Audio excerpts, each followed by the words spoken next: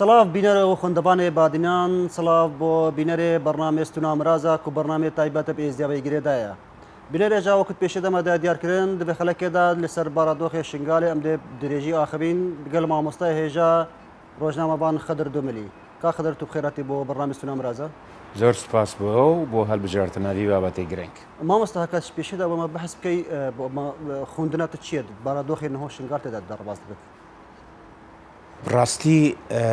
وەدگرژیەکە گەلەکە ئالۆزدەیە شنگار گرژیە وێژی ئەو گرژی و ئەو ئالۆزیێژی نەش فەراغێکی هاتیە ژ گەلک وەکو بێژن هۆکارێت دەری نهۆنێت وان نەهرد وەختێدا عشدەیە ژ بەرک و هەر 2023 هێرڤێ بەڵام تەقاندنەوێ بوو 2014 و جارێکەری پشتی ڕزگارکردناوێ و دووبارە گۆڕینە ژیانە خەڵکێ و ڤەگەریان و نەڤەگەریان لاوازیە خزمەت گۆزاریە زێدەباری وێ چەندێ ئەو کێشان نەهۆتێ دەجیت ئەوەکو ئەو بابەتێ ئیدارەیە یاکو ئیداراوێ نەیە فەرمیە ئیداراوێ نە ینی نەشێتە کاری خۆی فەرمی درستی بڕێوە بەت ژبەرک و حتى نا وەکالەتەنژی بەس تەنها وەکو خۆبەخشوی کاری بڕێبەت بن و ئەف فۆکسێ دەولیە سەرشنگارێ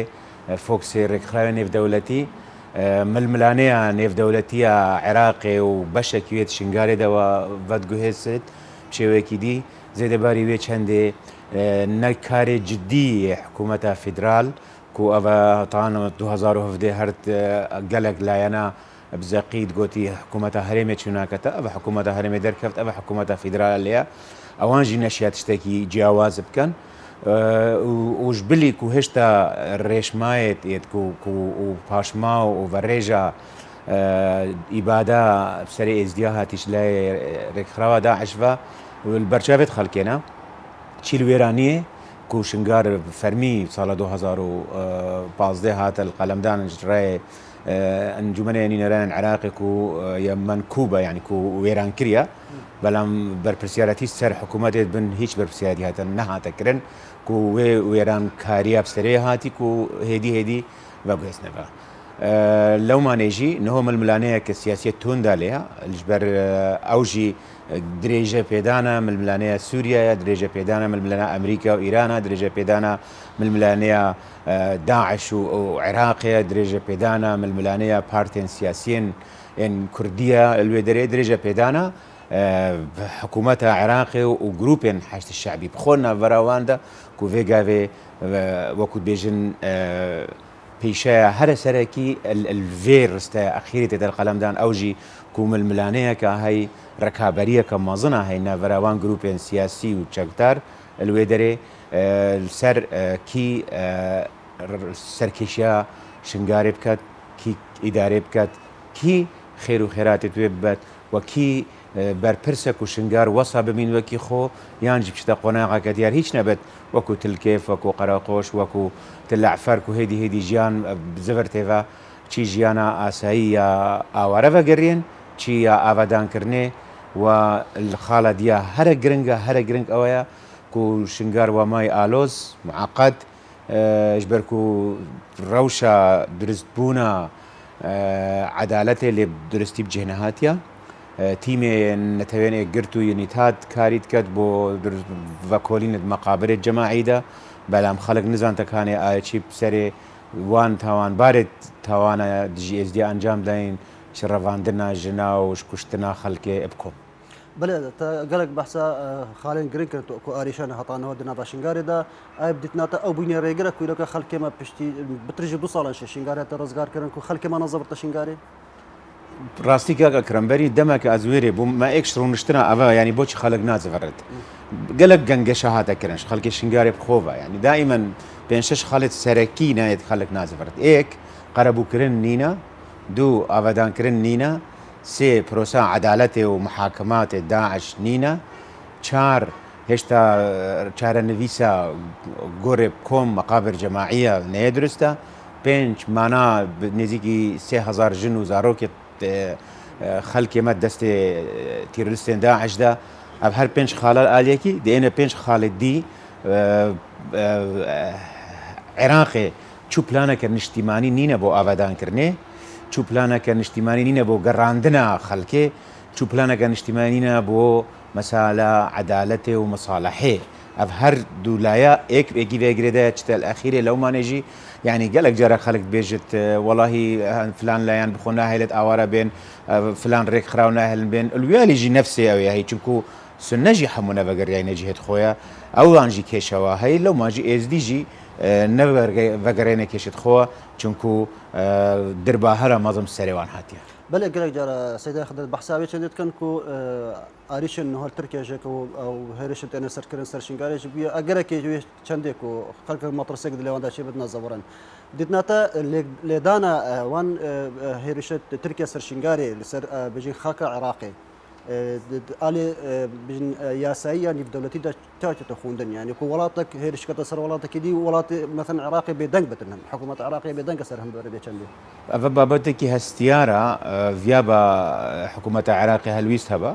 و توندی ئیدانەژی کرد باش بەرکو خاکاوەیە بۆچی بێژێت خاکامایە چێ نابێت چاوانێ بۆ کریارێندی هۆسانێ توندی ئیدانە کرد ئەvە یەکی یا دوێژی وێ بە پێشوەخت ئەvە دو سێ ساڵە عێراقی زانی ئەف ململانەیە توندت بتێتەوە گەرمت بتێدا هێرشێن ترکیا چاڤەڕێت کەم بەردەوام بن ژبەرک و ئەو هەندە گروپێ سیاسی ئیمتیدادا دێتوان بۆ پشت سنوورێ عێراقێنە و پشت سنوورێ شنگارێنە و مەسەلە نەتەوەیە مەسەلەیە جوغرافی کاریگەریە خۆ هەی لەومانێژی ینی ڕسواکردنە ئەوان کریارە ڤیا بە حکوومەتە عێراقی بەری هەر کەسێکی دی کردبا ڤیا بە ئەو گروپێن ئیدارێژی لوێرێتکەن ئەوانژی بەری هەر خەڵکێکی دی ڕسوا کردبا داکو خەڵکێزانی باکو ئەوە فعلەن خەمخۆرێت سەقامگیریێنە زێدەباری وێچ هەندێکی ڤیا بە هەر لایەنێکی سیاسی شنگار خەمایی بە زێدەگاویە سەر قبول نەکات لێ هەمان وەخژی دەل شنگارێژی ئەو گروپەژی بێت بزانن هەر بزاوەکە ئەو بکەن محتەمەلە بتە ئەگەرێک بۆ دەستێن دەرەکی بهێزتر بن لێ دەرێک بەڵێ سەیدا تا بەحسەوە چەندێ کرد و لاینە سیاسی ینی ناوا شنگارێدا هەیناک و بتە ئەگەرێ چەندێک و هێرشنە سەری بێنەکردن باشە ئەو لاینە سیاسی بژین ئەن ئەو کەسان ئەو گروپ نەتوێ دەرکێدا خەڵکی شنگارێنە یانژیش دەربەی شنگاری هاتیە توێرەکێدا کاریکەن ئەس نقارم وێ بریارێ بدەم چکو تو شینکار وێ بریارێ بدەیوێت ئەو لاینە سیاسی وەختی خۆ ڕادگەهینن هەکە تۆمارکردنە لە عێراقی هەکە پارتێن سیاسینە کە گروپێن چەکدارن معنای ئەوەت عێراقینە معنای خەڵکی وێرێنە ئەوێ نەلوێرێژی هەر حەقائرەیەکی زێدەی سنوور بەزاند بێت زبرتە جێخۆ داکو نەبتە سەبەبەک جارەکەی شنگار تۆشی نەهامەتیەکە دیت ببێت و نەبتە سەبەبەکژی هەندێک خەڵکێ مای سڤیل لەوەندەرا بێتە قوربانی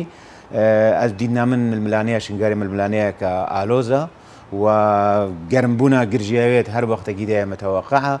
و هەمان وەخژیدا بێت خەڵکی وێرێ ئەو گروپێت چەکدار بزانن کۆ ئەنەه هەر زێدەگاویەکە ئەو سەر ئیمناهی و ئاسایش و سەقامگیریە خەڵکێ بکەن ئەت بنە سەبەبەک بۆ خەڵک جارێکە دی هەزارە خەڵکێ نەڤەگەرتەوێ دەرێ بۆ جارێکە دی هەر ئیدارە هۆسا هەلاویستی بمینێت ئەڤرۆ کۆمبوونەکە گرنگە کۆمەڵەکە ڕێکخراوێت نێودەوڵەتی وێرە بوو سەروێ چەندێ ینی جارێکە دی ئایا شنگار بەرەفکوە بچێت تایبەت جنوبێ شنگارێ ژبەرک و ئەو پتر یا وێرانکریە و ئەو پتر یە بێ بەشەش ئاوادانکردنێ یا بێ بەشەش بەگەڕیانێ یە ڤالایە ژیان لێنینە و ژیانژی گەلک لێب زەحمەتە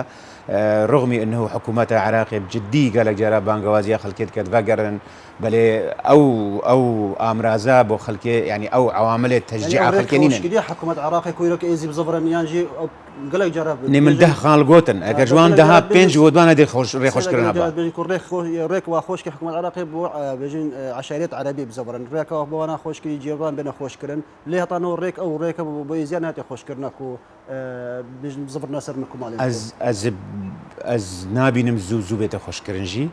ژبەرک و ئەوانژی بەرپرسیارەتی ئەستۆی حکوومەتە عێراقیدا مەسئولیاتە سەر ملێت وێنە بێت ئەوان مەسئولیاتە بجه بینێت لەو مانێژی گەلک زوو زەختی ناکەدا خەڵک زەبەرتەبە مەگۆتی بێت قەرەبووکردنا خەڵکێ بکات بێت خزمەتگوزاریە دابین کات بێت ئیمناییە دابین کات بێت شنگارش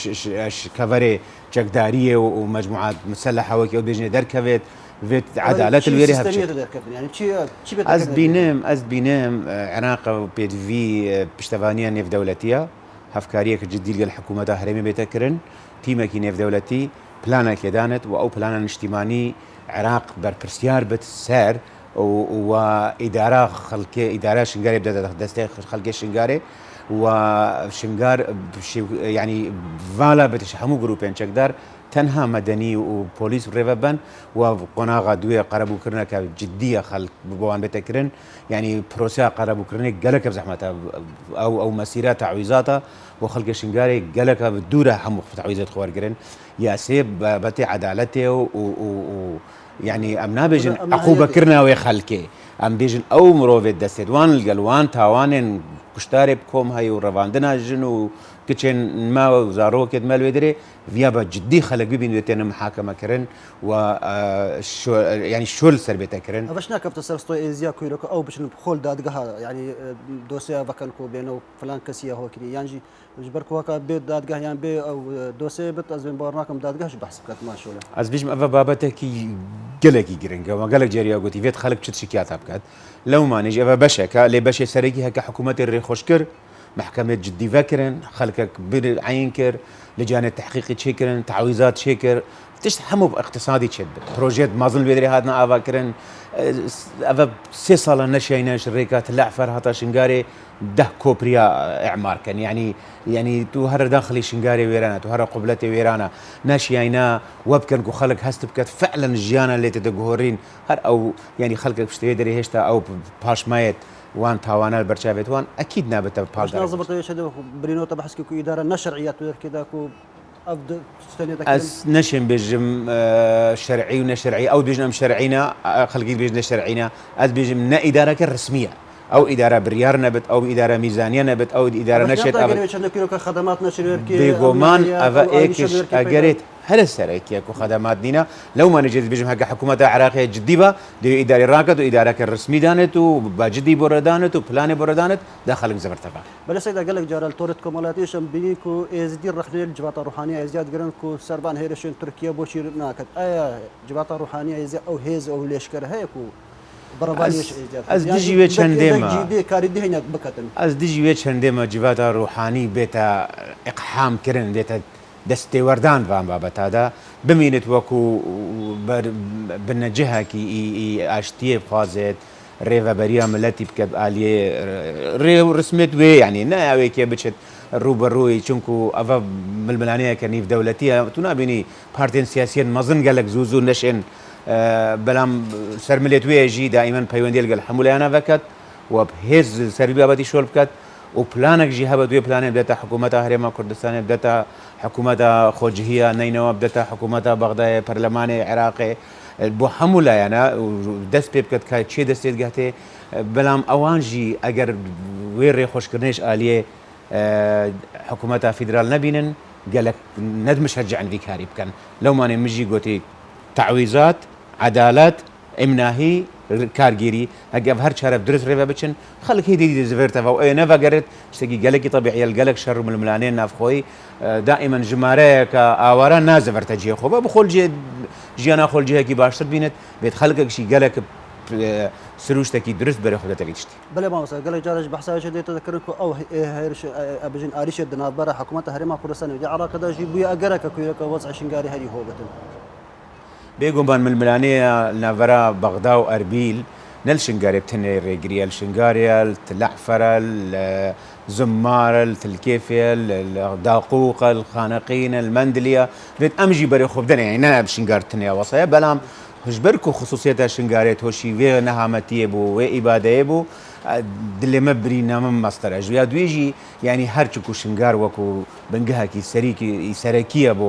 بو كردستاني وبو هريما كردستاني وبو كردينية يعني بهرابة ترجي هاتانو هجي خلكي وي ضريبة وي كردينية خدت يعني بيت مروف بزانت القلانات عربة بانخفا انه هجي هندك اشوان بينا خوشة خزمة جوزاري اللي بدك بيجي هرد ما يوم دي زفران سالها هريما كردستاني فا ابجي بيت خلقك بيجي بزانت دي شباب درستي الميديا بكار اينت لو ما نجي هندك جروب جدي الويري بكاريت كان كو افيه هزريش مشكي خلكي درينا بلا ما وصلك بين العراق هي بيغابي بابتن داكو يلك باوري بويزيان شي بتر كو جارك يوسف نصر منكم مالين خو از بيجم بيت سرسي قناغا كار بتكرن سرسي استجدا است ايكي اوا القال حكومتها هريمي بجدي بزوترين وقت كيشا كارجيري إداري الودري بيتحل كرن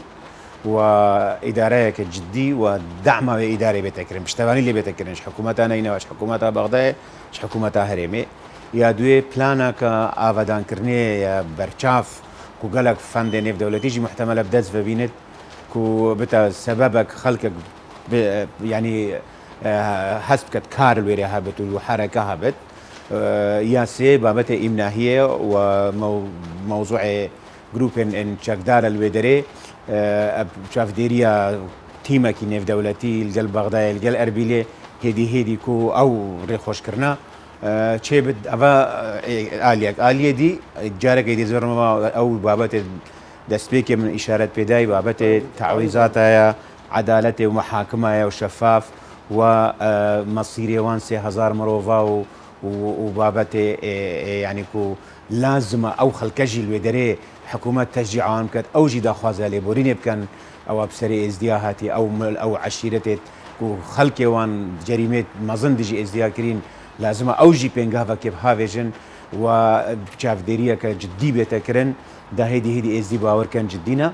لا سي كو ازدي باجدار دن فان هرسي وادا عندك كسان خدان شيان وشارزا جدي بن كو ريخوشكر بن بو اشتيل ودري پیدا بيت بيك فاجيان پیدا بيت امناهي پیدا بيت لو ما نجي اقل فان هرسي استا ازدي جد موجود بون دي بشكا باوريه درست شبت نا يعني بو من 4 كسك بين بينج بن كيبن من ريز بو همو هاي بلام اتروشا شنغاري ناغهن كالتوري شنغاري ناغهن اتواقعي شنغاري ناغهن جيانا خلقي ناغهن رحنا بيجن جادا ازديك وقالك جارا جروب بيغمان ولات كان اللي بي انجام بيغمان قالك جاري ديجي هي لو ما نجي افتيمين في دولتي جي ابينو شورت كات بيا با ازديا حضور اخوته ذهبتو جهه خو داكو باوري شبت هدي باوري زوبزو چنابت چونکو باوری واش کوکیدش کستیل گلوان خلکل دورو بریتوان و حتی سالات وید حتی پیوندی جاره کی درست بنوا و باوری درجه چی بید. بله ما مستدمی ماشنا معك پیوات دمایت شکر. از بینم ویاب حکومت عراقی پلانه کن اجتماعی هبت یعنی وقت بیشن خطه كوطني استراتيجي هبت بو بشتوانيا شنغاري خلق شنغاري وبشتوانيا درست كرنا بنجه مروفاتي الويدري يبچندين سالاي دريش چونكو از ديا توشي عباده كمازن بوينا مسؤوليت اوي برامبر وي عباده جلك كار بتكرن ودعمك مادي ومعنوي واداري بتكرن وهر وصاجي هيدي هتا خلق زفرتها باشي او خلقه چاره نویسی خوب دست خو هل بجارتنی سر بدت. بله گلک سپاس با ما مستورج نوان خضر دوملی بوان شروع کرنا لسر بار دو خشنگاله نهاد درباسی گلک ممنون بوتاو تو پیشدار به برنامه استنام رازاده. سپاس باش. بله بین رجال هر کمات نیاد دمایا به خلکش برنامه استنام رازه حتی خلک کدی میوانه کدیل بنشاف دیری خودم.